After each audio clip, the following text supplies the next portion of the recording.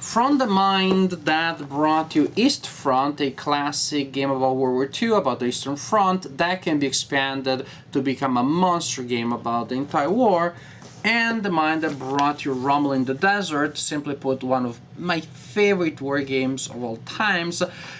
Now we have a new game. There are the games too, but these are the ones that I wanted to point out today. And the new game by the designer Craig Bazink is Triumph and Tragedy, European Balance of Power. This is a game about World War II in which World War II may never happen. What? It is a game that depicts the diplomatic economic struggle in Europe starting from 1936, and that may also result in a military struggle. It is likely that that will happen, but technically players may just play and develop their interest or their factions without getting in each other's way.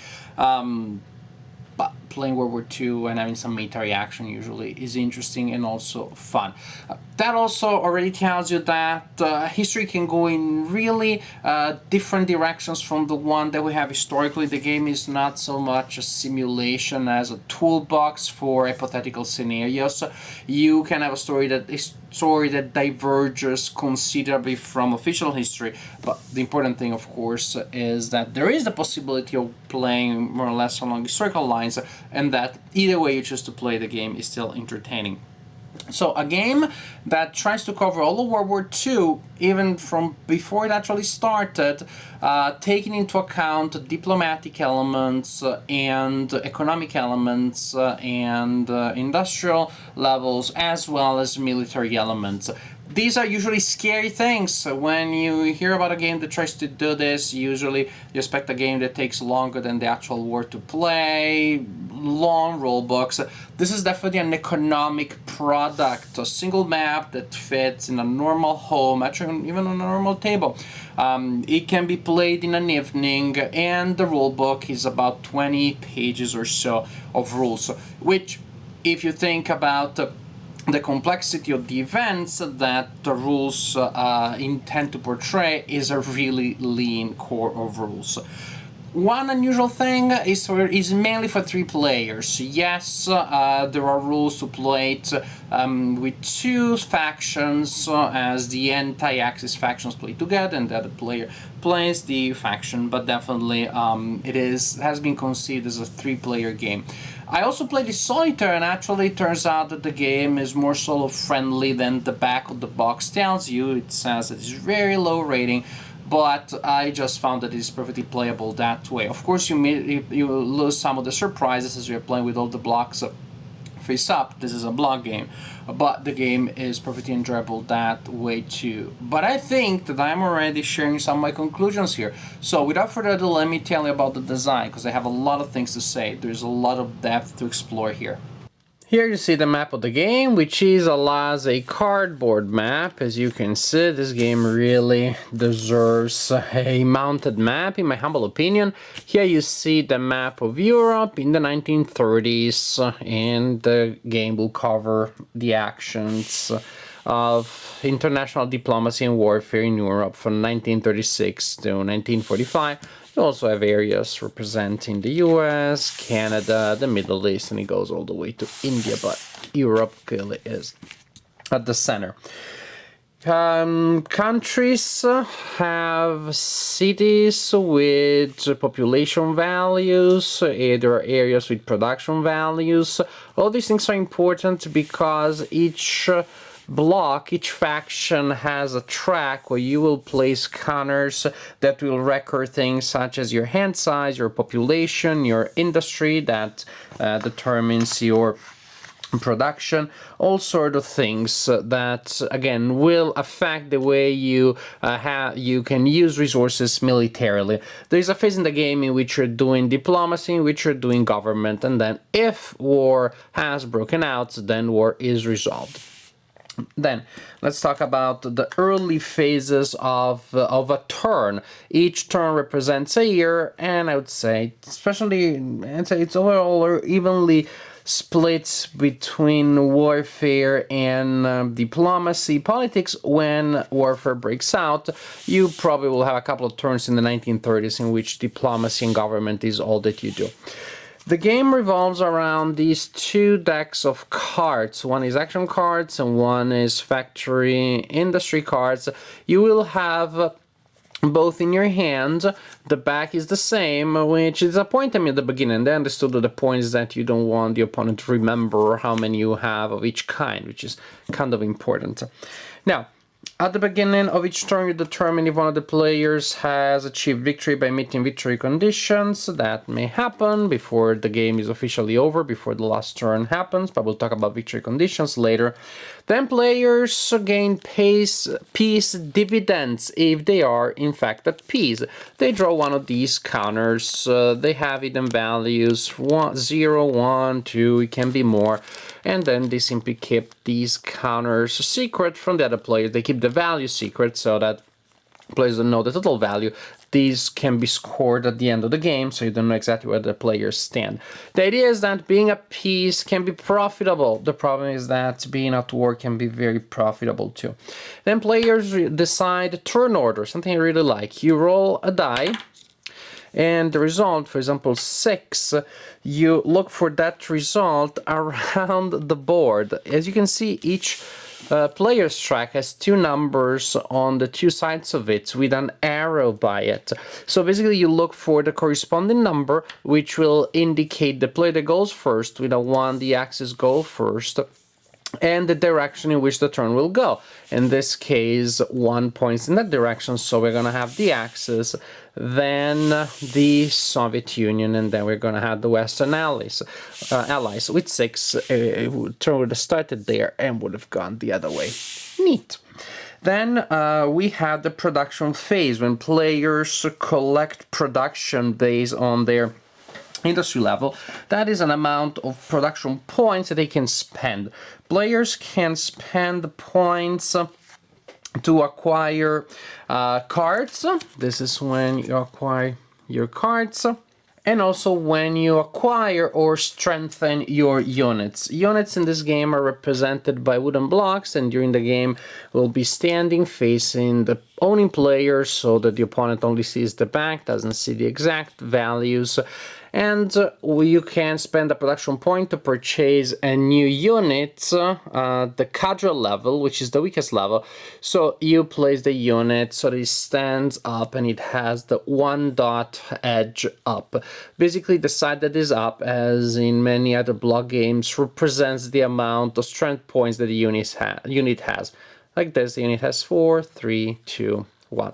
So you can purchase a new unit at strength 1, or you can spend a production point to strengthen a unit that you have and make it better by turning it by 90 degrees. There are many types of units. You have ships, air units, submarines, infantry, tanks, a lot of neat, cool stuff. And you can get different combinations of things. And again, during the production phase, you purchase new cards that you will spend later in the turn. And you also strengthen and acquire military units. After the players have gone through their production phase, we get to the very interesting government phase, when players will play their cards that may have saved from previous turns and may have purchased in the previous phase. Now, there are 2 types of phases of cards. One is the action card. If you turn it like this and you play it like this, you play it during the military phases of the turn, and this card tells you in which season you can play for military operations, the order in which you resolve the action based on the alphabetical order of the letter on the card, and then the number of units that you can activate. But during the government phase, you can also play these cards, ignoring the side that I just showed you, and simply turning the card this direction or this direction. Most cards have 2 sides, as you can see, or it can be oriented with one of the 2 short sides up. You play cards from this part of the deck, well, cards of this type in your hand, you play them during the government phase, face up, in front of you with the side that matters to you up. And this phase, they represent diplomacy. They represent countries that you're trying to influence diplomatically. If I place that card there, it means that I want to mess with Hungary. I want to draw it towards me diplomatically, or I want to weaken somebody else's diplomatic ties with it. If somebody else during this phase, because of course players will have the chance to play several cards, if somebody else also plays a Hungary card, look at that, the Western Allies don't want me as the Axis to mess there, then the second card with the same title erases and nulls the previous one, and both cards are discarded. So basically, if you're playing a card and no one has it, it stays there and represents your diplomatic potential. If somebody else has a card, the card displayed is simply there to cancel the previous card. Which means at the end of the diplomatic phase, there may be cards on the board, as long as there is only one card per type, indicating different countries.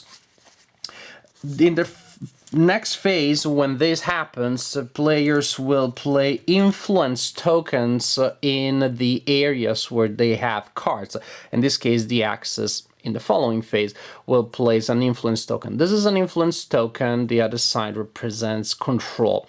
Depending on the number of influence tokens that you have in a country, there are different rules. If you have a single influence token, the country is friendly to you, and you can already use its population and its production, its resources that are then added to what you can do. And you can use them because they're working with you or for you.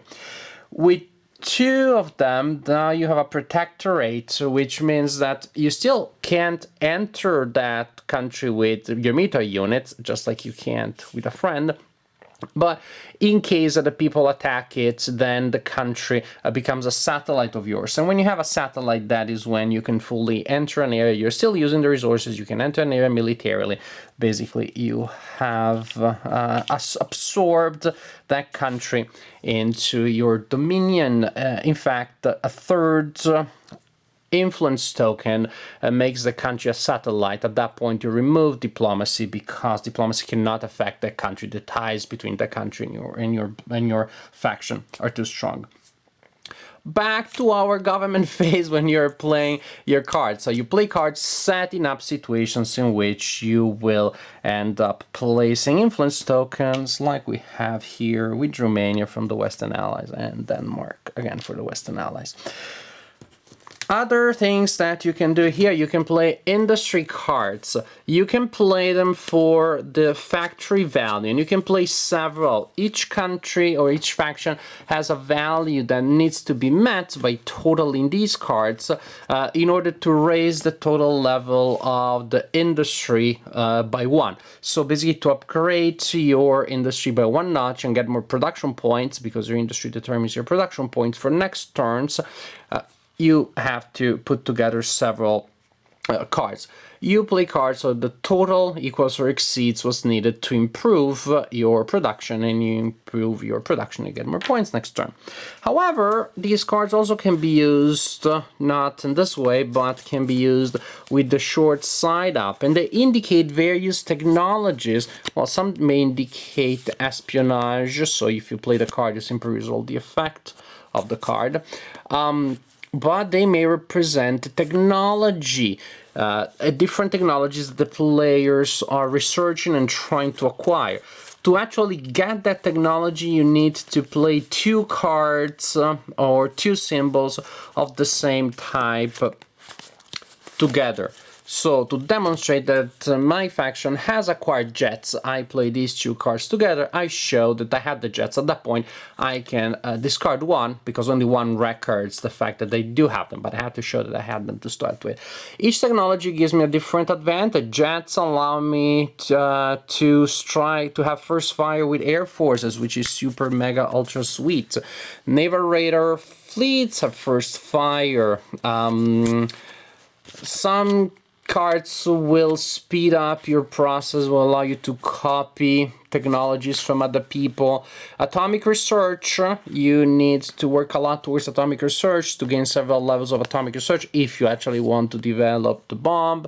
Motorized infantry, infantry moves faster. Rocket artillery, now infantry is more powerful. There are just a lot of different things that can be acquired. Precision bombing. It really feels, in a sense, like almost like a 4X game, in the sense that you do have that ability, you have those options of developing technological trees, expand diplomatically without necessarily attacking, then you can exterminate. It's a little bit almost like, yeah, World War II, the 4X treatment, but it works. So that's something that you can do with the cards. Improve your production or acquire new technologies that then are recorded by keeping the cards in front of you. After this government phase, we get to the military phase. If a military phase needs to be there at all, it may be that no one is at war and then you simply go to the next turn. Otherwise, there are up to 4 seasonal turns that will apply if players start attacking each other. Factions may decide to violate neutrality on neutral countries. They may attack each other, declaring war. There are rules to resolve that. You may decide with your units to attack neutral countries, in which case the neutral countries will become armed neutrals, and simply you will place these blocks here representing fortresses in their cities, depending on the value of the city. The larger the city, the more pips it gets, and now the invader will need to fight against those units to take control of the country. So you can be fighting against neutrals that really do not belong to any player, or you may be fighting against other players. When we switch to the military seasonal phase, the game becomes more of a traditional block game of the type that war gamers usually know. Some of the rules and traditions, or most of the rules, traditions, and conventions of block wargaming are respected here. One thing is that there is a large variety of units, so you have to kind of like remember how each unit works. Luckily enough, you have excellent player aids that come with the game that tell you on one side turn sequence and a lot of other nice information, sequence of play, combat phase sequence, which looks scary when you look at it, but is not that bad. It's not bad at all. And then you have a side of the player aid telling you what the units do. I said that there are up to 4 military seasonal turns, because you have a turn for spring, a turn for summer, a turn for fall. If the Soviet Union is involved, then you also have a turn for winter, but the Soviet Union is the only one that gets to perform military operations in that turn. If player wants to act during a seasonal turn, they need to play one of these cards from their hand, facing this side, with an indication of the season that corresponds to the seasonal turn. During the fall, I can play this card and get 8 commands. During other seasons, this applies during spring, and so on and so forth. Now, this being said, if you do not have any card of the corresponding season and you really want to activate somebody, you can play a card for its emergency command value, which is usually lower than what the card would be worth. So it's not that the card out of season is worth less, they're just not maximally used, not optimally used. So you play, if you want to activate your units, you play a card. Cards are resolved in alphabetical order based on the letter here, and then you activate your units. As in military games and in games in general, I would say no, military games mainly, you get a number of units that will activate, and that number of units is activated for movement and possibly combat. You have to resolve all of the battles that you start. That is, if you enter an area containing enemy units, then you have to fight a battle. Otherwise, after that, people can kind of like fight it out, or just sitting in a country for quite a while. It takes a specific decision to activate a battle and to resolve a fight in an area. Now, so units move and fight if they encounter other units or they're activated for fighting. Of course, you have many types of units here, so units move in different ways. Fortress do not move, fleet move only in sea areas or adjacent to the sea. Air units don't really care about much, they can travel a lot. Submarine units do not have to stop when they encounter certain enemies because they are simply they're very hard to detect. So things like that. To resolve combat, you need to take into account combat priority. You look at this table, which is reproduced in other parts of the game components too, and that tells you top to bottom the order in which units will fire in a fight. Fortresses first, then Air Force, carriers, subs, fleet, tank, and last but not least, infantry. If you have units of the same type facing each other, for example, tanks versus tanks, infantry versus infantry, then within the same band, the defender attacks first. The defender has first fire, and the attacker fires next. How does it work? So suppose I have a fortress facing infantry. The fortress goes first, and the firepower, that pretty much means the number to hits, depend on the type of target the unit is firing against. So a fortress firing against air units has a target number of 2. Against naval, 3, ground, 4, and sub, 3. For tanks are really not good at firing against air or naval or anybody pretty much but other ground units. Infantry can be a little more flexible and has a nice combat target number of 3 against ground units. But remember, it attacks after tanks, so tanks may inflict a hit on infantry, and then infantry, whatever is left of the infantry, gets to attack. How you resolve combat? Simplicity itself. You roll a number of dice equal to the number of pips of the unit. So when this unit attacks, it rolls 3 dice. The number to hit is the number that you saw in the combat table, which means that you score a hit for each number that you roll on a d6, which is equal to or lower than that number. So for example, tanks, this we had infantry. Here we have infantry. Let's say that infantry is firing against other infantry. So infantry versus other infantry, we are a G3, that is 3 is the number. 3 dice because 3 pips, and I score a hit for each number that comes out here, which is 3 or less. Hits are then taken on the target group of the opponent. This is the strongest. You reduce that by the corresponding amount of hits. In this case, we have 2 hits against another ground unit, and you continue like this until all people have attacked. All people that can attack and fight. Interestingly enough, different from other block games, here you only have 1 round of combat when you trigger a battle. You do not continue round after round when it comes to ground units. Naval units fight it out until somebody's not there anymore. But ground battles may last for a while, representing larger operations in which players may have a chance to pull out, to bring in reinforcements. I definitely like that. At this scale, it makes sense to me. So, but this is how combat works. It's detailed. It's definitely pretty detailed because ground units attacking certain types of units and other units versus type of units. They have different limitations and abilities. They specialize in different things. But combat at the end is super intuitive. Actually, just the way I verbalize it, I think I made it sound more complicated than it is. You just play a turn or two and you see how intuitive it is. Players in the game score victory points in various ways. They score points for their production level, which is recorded there. They get victory points for the level of atomic research that they've acquired, even if they haven't got the full bomb.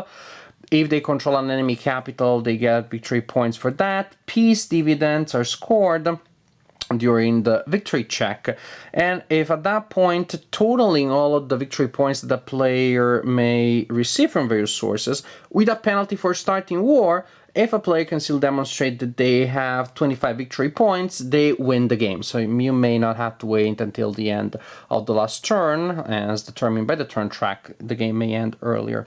It is also possible to achieve a military victory in the game if you conquer 2 of the enemy's main capitals, or you may have an atomic victory if you have developed the bomb, which means you completed 4 levels of research in the atomic bomb, and you have the means to deliver the bomb reasonably enough, understandably enough, you do win the game. If neither of the previous conditions apply and the game goes until the end of the last turn, then the winner is the player that has the most victory points at that point. There are a couple of more rules, of course, like for supply lines, military units can get stuck. Blockades, which is civilian populations and resources, may get isolated, and then you can't benefit from them being part of your faction anymore. But overall, the things that I told you cover most of the game. Now, it took me over 20 minutes to tell about those things, but I was also commenting about things here and there. But the point is that when you think about what this game can do, which is to give you a sense of the range of options that were in play in Europe in the 1930s and 40s and that resulted in World War II, well, this is definitely a very economic, a very lean game. It's actually its elegance is absolutely astounding. It does manage to capture so much. The economic struggles are there. The diplomatic struggles are there.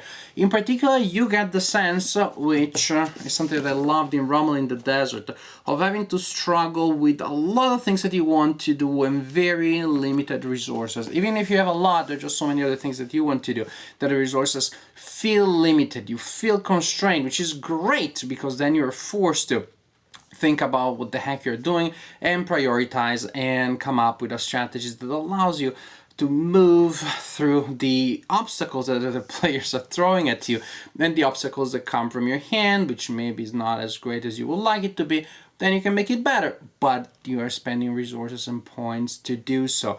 Diplomacy is great if you don't have to worry about a country, if you know that the country is likely to be on your side. If you can use those resources, it's great, but again, you have to invest on those. Technology is super tricky because sometimes it's an all or nothing thing. You sometimes develop a wonderful technology and then you get the most mixed matched hand of cards that you can have, and you will like more, but you realize that Germany is going to attack, and then you also need action cards to be able to do something on that front. Developing the atomic bomb is quite an endeavor, as it should be, but it's an interesting thing that happens there, as you may see that that players are developing that technology. There is that aspect there of mounting threat. Oh, how far along are they? Are they gonna drop an atomic on Berlin?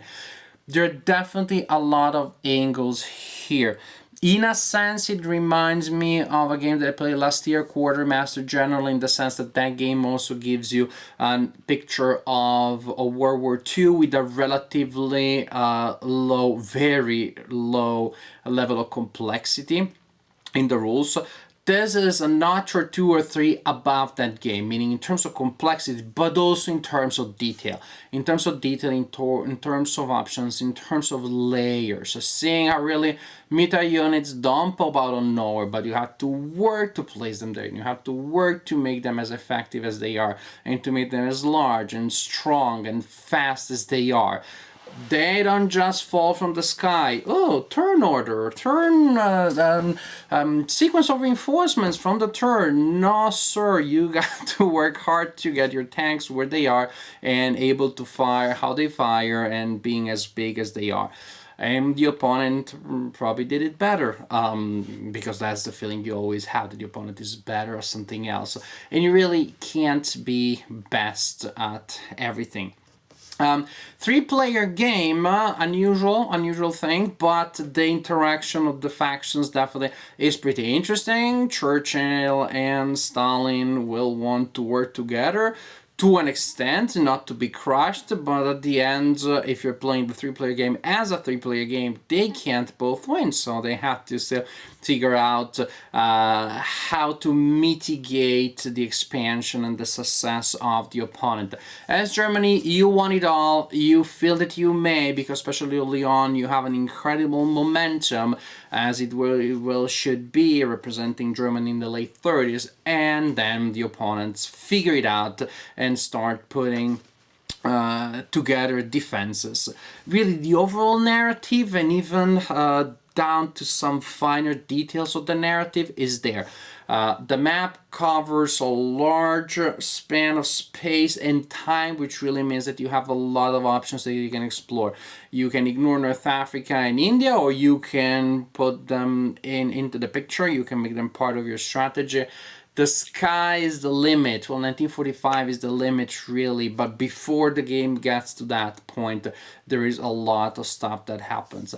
And it all feels, and to me this is one of the best aspects of the design, and one of the most surprising and pleasant surprises of the design, is how all these elements that are very different from military operations, purchasing industry, scientific research, moving troops around, all these elements which are mechanically and thematically different do come together in a very seamless experience. Even the shift from diplomacy to war doesn't necessarily feel all that abrupt. Especially because maybe one country has entered war, then you haven't yet. You haven't entered war yet because you don't feel ready. You're just looking in horror as Germany starts punching people right and left and dealing with the Allied neutrals. And you're at that point trying to speed up your production, to speed up your ability to respond to that.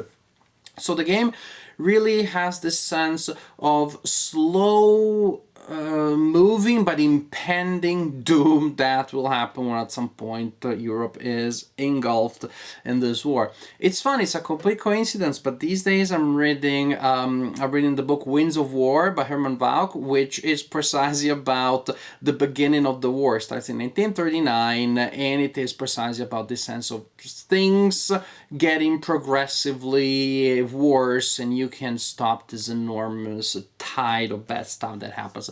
The game definitely portrays that progression, while not being a detailed simulation, definitely shows enough of the picture to get a sense of the historical events. It could be a game that if you have motivated students that are willing to put in some work, could be used in the classroom in a long, maybe in an extra session. You have a special activity one day, one evening, one weekend with motivated students. I think they can just gain a lot of insights about the war in World War II. Not necessarily how it went, but about the constraints, the challenges of the various factions, and how things could have gone in various directions.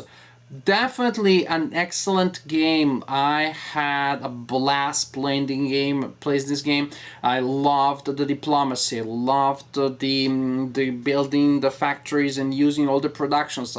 I didn't feel that it was a Eurogamey card game with some military units coming in at some point. It didn't feel like two games at all because the connection between the elements was so seamless. This is a perfect card-driven block game, which is both and more than the sum of the parts. It shows me all of World War II in an evening playing with the gamers, not necessarily with hardcore war gamers, but just with regular gamers. All of these are excellent things. I enjoyed the previous designs by this designer, and definitely I'm super happy that now I've been able to add Triumph and Tragedy to my collection, and the game is gonna stay there.